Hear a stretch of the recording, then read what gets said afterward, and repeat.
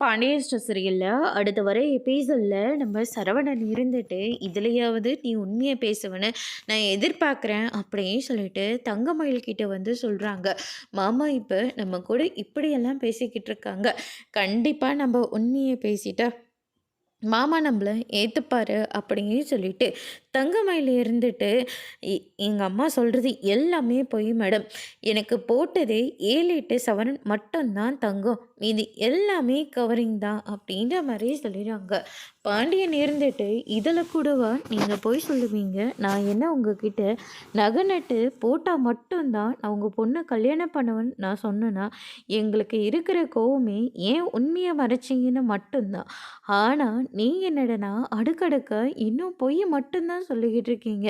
சம்மந்தி குடும்பம்னு கூட பார்க்காம சின்னதுலேருந்து எங்கள வரைக்கும் எல்லாரையும் தூக்கி ஜெயில்ல போட்டீங்க. இப்பயும் உங்களுடைய நகை எல்லாத்தையும் நாங்க நாங்க எல்லாரும் சேர்ந்து அழிச்ச மாதிரி இப்படி ஒரு பொய்ய சொல்றீங்க.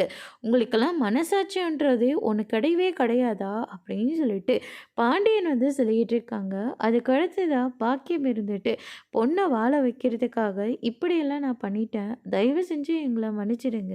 எங்க பொண்ணு உங்களோடவே கூட்டிட்டு போங்க. அவ தினம் தினம் அழுந்துக்கிட்டே இருக்கா. இன்னொரு பொண்ண வேற நாங்க வீட்ல வச்சிருக்கோம்.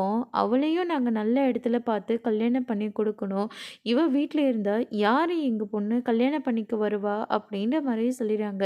சரவணன் இத கேட்டு ரொம்பவே கோவப்படுறாங்க. அதோட பிரம்ம முடிச்சிருக்காங்க.